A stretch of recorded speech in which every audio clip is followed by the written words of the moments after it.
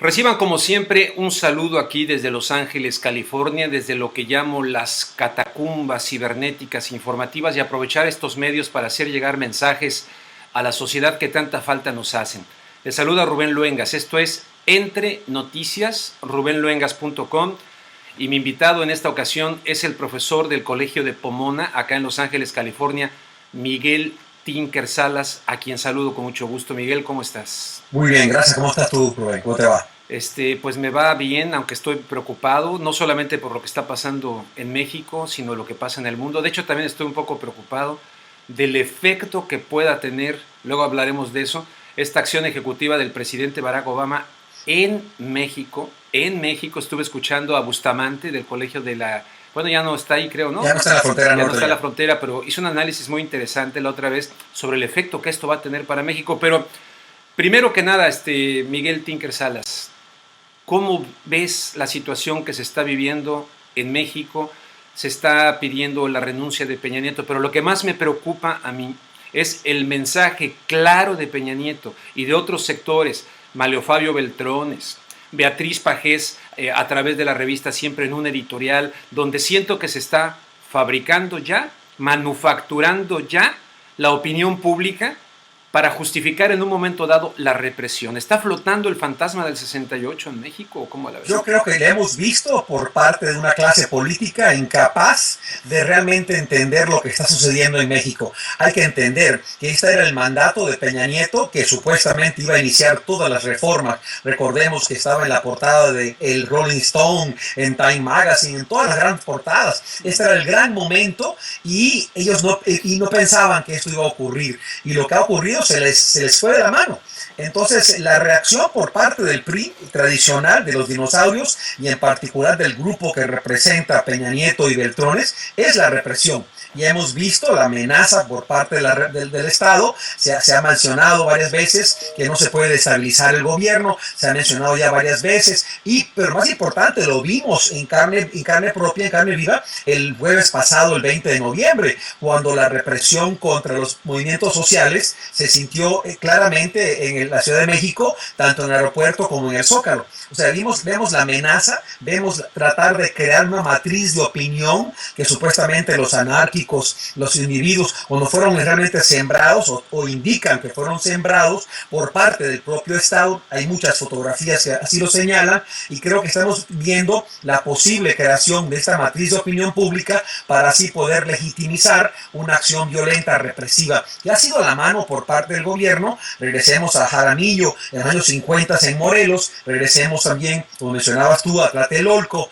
Aguas Blancas, la represión, la masacre de Aguas Blancas, Actial, además también lo que ocurrió en Chiapas y lo que ha ocurrido en Guerrero recientemente. Entonces, tenemos una larga trayectoria por parte de un Estado dispuesto a utilizar la represión como parte de su gobierno o parte de su estrategia, y el temor es que estos individuos piensan que se les fue la crisis de la mano y por lo tanto estarían dispuestos a utilizar la represión selectiva, sino la represión masiva, porque hay que entender que también quizás no entiendan ellos que el proceso, el tiempo se les cambió. No estamos en 68, estamos ahorita en el 2014.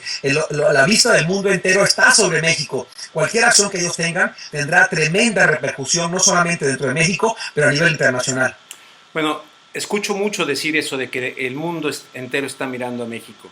Y lo escucho decir tal vez tú como tú en este sentido de que, bueno, el mundo, cuidado, el mundo es bueno y está viendo que en México no se hagan cosas malas. Cuando tenemos muchos ejemplos, recordarás inclusive aquello de Roosevelt para Somoza, ¿no? Sí, Somoza es un tal por cual, pero es nuestro...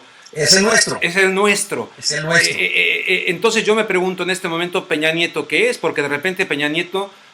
reconocimientos, el estadista del año, lo que tú decías de las revistas, y ahora muchos de esos mismos medios que lo exaltaron tanto, Financial Times, de repente como que se hubieran dicho gracias por el petróleo, Y ahora sí, señor, vamos a darle un jalón de orejas, o cómo está el tema. No, sí, sí, o sea, ¿Me explico? en realidad lo que hemos visto realmente es ocultar lo que ocurre en México, están encubriendo lo que ocurre en México. No hemos visto la exposición de los hechos de la misma forma que vimos, por ejemplo, en febrero y en marzo, en el caso de Venezuela, donde Venezuela fue puesto bajo un microscopio y todo lo que sucedía en el país se reportaba diariamente en el Los Angeles Times, el New York Times, el Guardian, toda la prensa. O sea, el trato es muy distinto, el trato que se le ha dado a lo que ocurre en un país que se considera no amigable a Estados Unidos y lo que ocurre en un país que se considera el principal aliado de Estados Unidos en América Latina es muy distinto. Hay que resaltar eso. Yo creo que se le ha dado un encubrimiento, se ha protegido a Peña Nieto, a la imagen, aunque sí, una leve nalgada se le dio, pero realmente no se le ha criticado de la forma en que se criticó a Venezuela o a Ecuador, a Bolivia, cuando ocurren eventos de la misma forma. Y también recordar... Eventos de la misma forma y entre comillas, porque en Venezuela habría que poner en contexto lo que ocurrió ahí. Claro que sí, y además también hay que reconocer que cuando hubo protestas en Arabia Saudita, hubo protestas en los países del Golfo, tampoco hubo ninguna protesta. Se quiso hablar del gran resurgimiento de la primavera árabe, pero igual se permitió la represión de esas mismas fuerzas cuando no le convenía a Estados Unidos. O sea que hay un doble comportamiento muy claro, muy concreto por parte de esas fuerzas que agradecen el petróleo y que a la vez estarían dispuestas en cierta forma a acceder a cierta represión, pero que no sea tan pública. Que no sea tan pública, que no sea tan brutal. Pero sí ves esa tentación, porque parece que Peña Nieto está hablando de manera similar a como hablaba ya con lo de Atenco. Yo creo que estamos viendo una figura que tiene una trayectoria en el propio Estado de México, donde utilizó la represión, donde además también fueron causas de feminicidio, graves causas, donde murieron muchas mujeres, donde siguen muriendo mujeres en México y donde este gobierno no hizo nada. O sea, la trayectoria de Peña Nieto en el Estado de México, y se la vemos a nivel nacional, hoy que es el Día Internacional contra el Feminicidio, vemos claramente que estamos hablando de una represión, un jovencidio se podría hablar, desde el gobierno de Fox al gobierno de Calderón, al caso de la villa de Salvácar en Ciudad Juárez, al caso de los asesinatos de jóvenes en todo México, donde no solamente hay un jovencidio, una criminalización de la protesta social y también el uso de las fuerzas militares para reprimir movimientos autónomos, independientes, indígenas. O sea, el Estado está preparado. El reto fundamental, yo creo, ahorita es la movilización que ha habido a nivel nacional e incluso a nivel internacional, que en cierta forma le impide ese uso abierto, represivo. Por eso tengo miedo que se utilice más el selectivo. Mucha gente me dice que esto es un parteaguas, es el México despierto. Aquellos que decían que el México estaba dormido dicen, vean, está despierto, pero ¿podemos ser tan optimistas? O incluso, por ejemplo, le están apostando, ya me decía alguien, a que va a llegar la Navidad, el Año Nuevo, las fiestas, y que todo este movimiento se desinfle, que no encuentre un canal real para poder hacer algo que cuestione democráticamente a un gobierno que evidentemente hay que reclamarle muchas cosas. Pero yo creo que en México siempre ha habido indignados. Recordemos el programa que tú hiciste anteriormente, México ahora o nunca, cuando algunos sectores decían que en México no hay indignados, México no es Venezuela, México no es Bolivia, no es Ecuador, México no es España. Y al contrario, yo creo que hemos visto históricamente una gran insurgencia dentro de México, la presencia de indignados. Podemos ir al 132, a los zapatistas, a los yaquis en Sonora, a los grupos obreros, a los grupos en la frontera, a la defensa de las mujeres en Juárez. Yo creo que han habido indignados. Por eso creo que lo que sucede con el caso de Ayotzinapa es la gota que derrama el vaso, porque estamos hablando de esa larga trayectoria, de esa historia, de un Estado ilegítimo y que gana elecciones con fraude o abiertamente se las roba, en el caso anterior de Calderón o en el caso con un fraude más reciente. O sea que estamos hablando de una serie de factores que van acumulando y que van acumulando esa indignación por parte de México, a la cual se le añade lo que hemos visto desde la llegada de Peña Nieto, las supuestas reformas, entre comillas, la energética, la educación, el Estado que se desprende, se deslinda de la sociedad y no entiende lo que ocurre en el país, o si lo entiende, le da la espalda. Pero se va a desinflar esta situación. Sí ha habido indignados, ahora se ha demostrado con creces, hasta niños fueron el pasado 20 de noviembre con sus papás, que por cierto acabo de entrevistar a uno que salió ahí medio asediado, pero ¿se va a desinflar esto? o va a encontrar un cauce? Porque por un lado tenemos una crisis profunda de credibilidad de los partidos políticos en México. ¿Cómo dirigir esto? Ese es el reto que enfrenta México en este momento, porque recordemos que en el caso de América del Sur habían dos factores principales en casi todos los movimientos que llegan a ganar la presidencia. Había el primero, el que se desprende de los partidos, pierde legitimidad, caen en los partidos tradicionales, pero a la vez también había un liderazgo nuevo, un partido que supo aglutinar esas fuerzas, como fue en el caso de los tres países que mencionaba, y eso todavía no sucede en México. Tenemos el desprestigio de los partidos que afecta igual al PRI, PAN y PRD, y dentro de ese contexto todavía lo que tenemos es liderazgo sectorial. Tenemos liderazgo entre estudiantes, liderazgo entre movimientos indígenas, liderazgo. Todavía falta esa coyuntura a nivel nacional y creo que es un factor que poco a poco se va a lograr, porque las experiencias que se están logrando en este momento están creando esas condiciones. Obviamente habrá un momento en que entramos ahora en el tiempo del mes del festejo, el mes de la Navidad, y podría desinflarse por un momento, pero yo creo que esta crisis no se va. Yo creo que porque fundamentalmente lo que está impulsando el Estado no va a cambiar. Esa parte no va a cambiar. Y ese matrimonio de impunidad, ese pacto de impunidad, no lo van a deshacer. Por lo tanto, las condiciones seguirán al año entrante. Habrá, desafortunadamente, hay múltiples casos. Hoy mismo se están encontrando más fosas clandestinas en Guerrero. O sea, que el terreno sigue siendo muy fértil para estos movimientos sociales, dado el hecho de que el Estado no va a reformarse, no va a cambiarse y va a buscar cómo realmente deslindarse de este proceso, quizás incluso reprimirlo. Bien, es evidente que Peña Nieto no va a renunciar, se escuchan muchas voces, la de López Obrador, que renuncie, no va a renunciar, no va a dejar No veo el contexto en este momento para renunciar, ¿no? Porque renunciar Peña Nieto además también implica aceptación de la culpabilidad, de que esto es un crimen de Estado. Claro. Pues, supuestamente hay que entender que es un crimen de Estado que involucra a las fuerzas municipales, estatales, nacionales, al instrumento de seguridad y además también a la clase política. Para que Peña Nieto renuncie, habría que aceptar esa responsabilidad. Por lo tanto, no veo, y veo que además también van a tratar de usar otra forma de disuadir a la población, de crear esa matriz de opinión pública que tú mencionabas anteriormente, para tratar de aumentar la posibilidad de la represión y a la vez también apostarle a algunos cambios cosméticos. Bueno, entonces en ese sentido no va a renunciar. El 2018 se ve eterno a la distancia. Pero está el 2015, donde va a haber elecciones municipales a nivel nacional también. O sea, se podrían lograr algunos importantes ajustes en ese proceso. O sea, que hay diferentes salidas a este proceso, no todas electorales, porque insistimos anteriormente, los partidos han perdido legitimidad. Y en el momento, por ahora, Morena todavía, aunque ha hecho algunas críticas, ya se ha establecido como partido, todavía no tiene ese carácter nacional todavía. Bien, hay un autor que vive acá en los Estados Unidos, en Moore Park, Álvaro de Regil, mexicano, autor de un libro que se llama La escoria ladrona.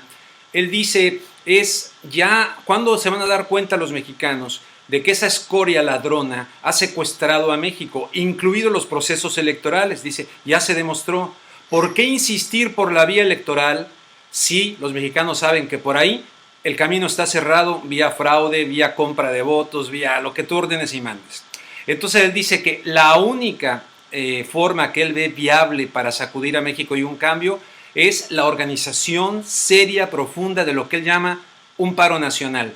Él llama paro nacional, pero se parece mucho a lo que Gerardo Fernández Noroña plantea en términos de desobediencia civil. ¿Qué opinas de esas posturas que parece ser que cada vez hay más gente que las está planteando? Yo creo que sí, hay más gente que la está planteando. Se ha planteado refundar el país, se ha planteado una constituyente, se ha planteado toda una serie de cambios que podrían ser muy importantes, pero creo que hay que construir ese movimiento social. Eso no ocurre del día a la noche. Es imposible pensar que se va a poder llegar a ese proceso. Eso implica una inversión tremenda política, una acción cívica por parte de sectores de toda la sociedad, no solamente segmental, no solamente de estudiantes, no solamente de campesinos, pero incluso incluye también a sectores de la clase media, que aunque se han asociado con este proceso, todavía hay que incorporar y ampliar ese proceso. También incluye, como se vio aquí en Los Ángeles el jueves pasado, a los inmigrantes, que son parte fundamental también de la vida nacional mexicana, no solamente económicamente, pero socialmente. Pero estamos viendo también otro carácter. Estamos viendo, por ejemplo, las comunidades organizándose, tomando liderazgo de sus propias comunidades, las policías comunitarias, los procesos comunitarios. En el caso de Guerrero estamos viendo que un gran porcentaje de los municipios están bajo control de la propia población. O sea, tenemos ejemplos de esa cláusula de autonomía, de esa clase de proceso que estamos hablando. Y creo que para llegar a ese paro nacional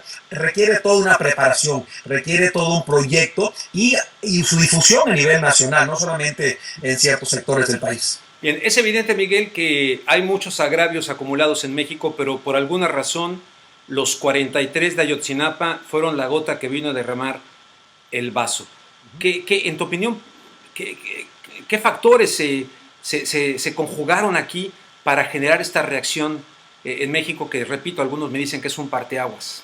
Yo creo que es la memoria histórica de lo que ha venido ocurriendo en México desde el 2000. Recordemos que el 2000 fue la gran promesa del cambio, que con la salida del PRI, con la derrota del PRI, se iba a lograr un cambio democrático. Y lo que vimos fue realmente el gobierno del PRI y el PAN. O sea, son indistinguibles. O sea, las reformas que se prometieron, lo que fueron simplemente fue a desatar la crisis del neoliberalismo en México por el presente, el aumento de la pobreza, la represión militar, el uso de la guerra contra el narcotráfico como un instrumento para criminalizar la protesta y atacar a los jóvenes. Hemos visto el proyecto neoliberal desatándose claramente en lo que se refiere a las reformas educativas que culpan al maestro o a la maestra en vez de realmente bregar con los temas estructurales y la falta de presupuesto que hay para la educación. Además, también se vio la venta del país en lo que se refiere al cambio de la reforma energética. Yo creo que es una acumulación de factores, tanto el Estado, su incapacidad de entender lo que ocurre en México, una clase política que realmente se ha desprendido de su propio país. Hace recordar un poco a Samir Amin,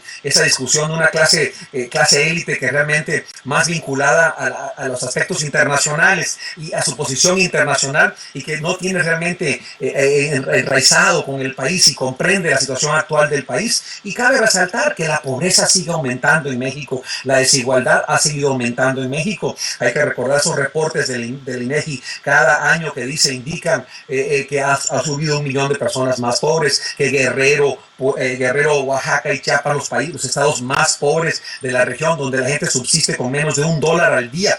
O sea que no es coincidencia, creo que es una acumulación de factores que realmente toman y se van vinculando con lo que ocurre en Ayotzinapa. Y que, déjame recordar la cifra, creo que 2 de cada 3 mexicanos se quieren venir a los Estados Unidos, ya sea por la vía legal o por la vía ilegal, ¿correcto? Indocumentados o documentados. Y el gran porcentaje que depende todavía de las remesas, estamos hablando de 25 mil millones de dólares, que sin esas remesas, imagínense, primero el Estado expulsa de su seno a 12 millones de personas y luego depende de las remesas que ellos mismos envían para sufragar la realidad económica, para poder subsistir una población rural y urbana.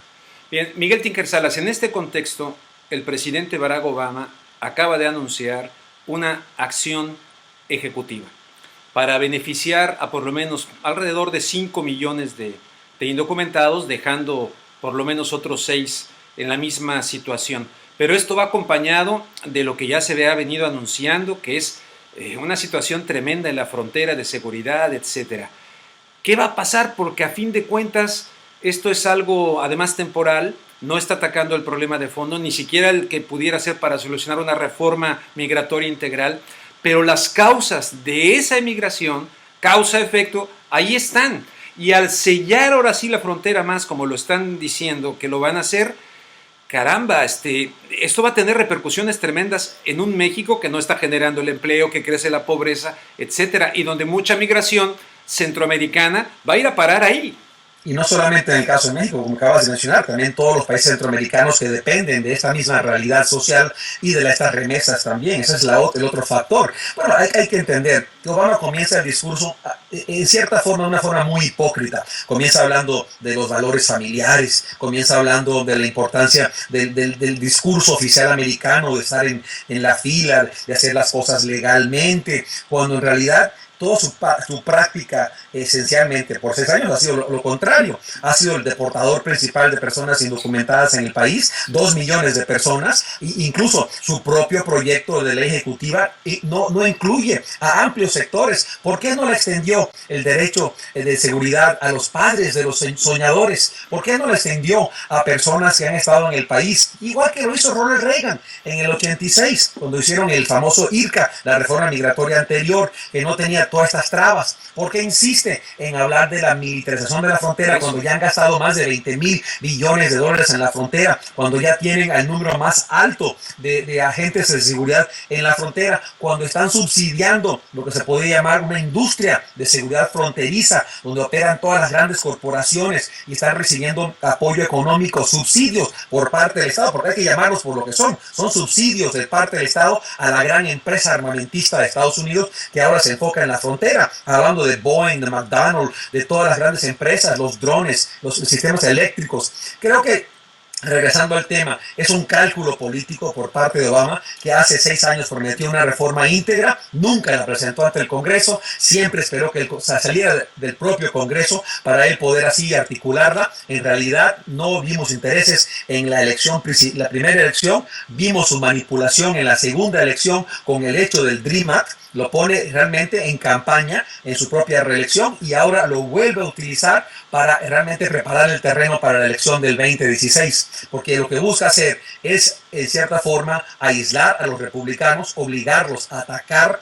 el tema de la inmigración, aislarse, perder el voto latino y a su vez, como tú mencionabas, es una acción temporal a la cual va a ligar entonces al voto latino a las acciones de un presidente demócrata para que en un futuro las extienda. O sea que seguimos ante esta incertidumbre, seguimos ante una manipulación de un clamor público por parte de los inmigrantes y por de parte de toda América Latina, porque es la forma que se trata América Latina también.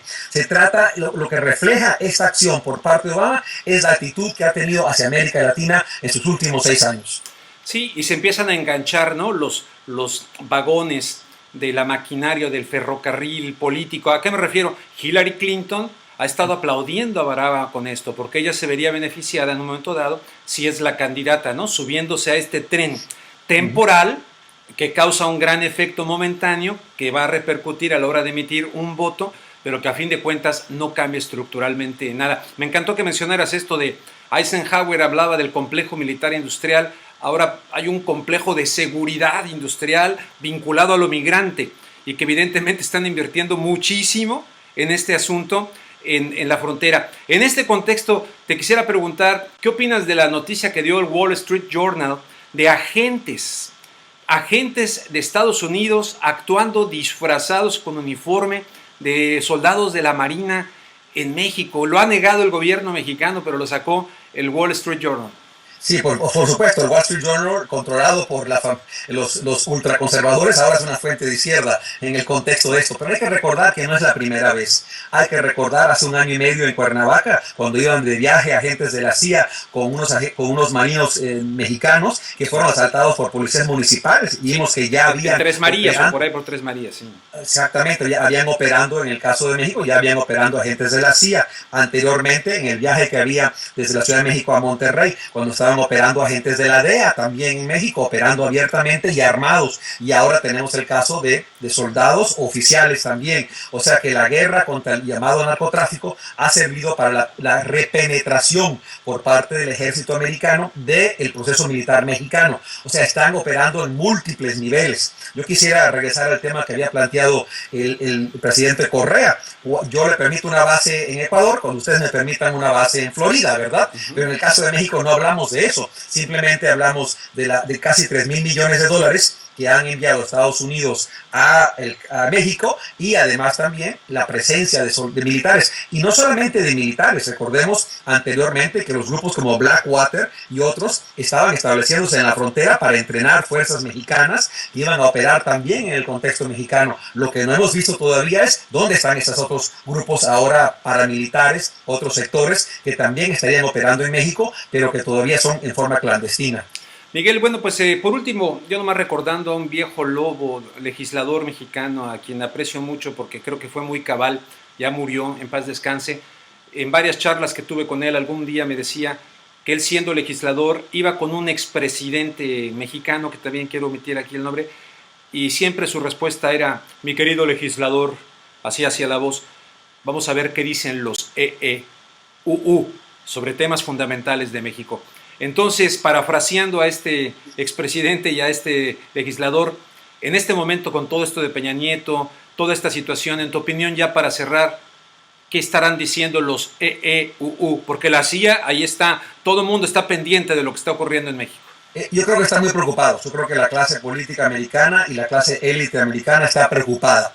Preocupada por lo que podría ocurrir en México, preocupada por el desenlace de estos movimientos sociales en México, preocupados por la incapacidad de la clase política mexicana en realmente aceptar responsabilidad por lo que ocurrió en Ayotzinapa y lo que ha venido ocurriendo en el país. Pero también creo que el revoltijo que hemos visto les da oportunidades, porque crea una debilidad aún más todavía dentro de la clase política y su incapacidad de negociar con Estados Unidos, o su disponibilidad de negociar. Y además lo que más le interesa es el petróleo, y el petróleo está en mar abierto. Hemos visto claramente cómo operan en países africanos donde existe el conflicto, y ellos muy contentos, mientras que operan en alta mar. Pero aquí yo creo que fundamentalmente la preocupación es de si se va a salir de la mano a la clase política mexicana los sucesos que están ocurriendo en México, y esa es la preocupación que hemos visto ya en cierta forma por algunos sectores élites y además también por el Estado. Sería muy bien ver en 5 años esos Wikileaks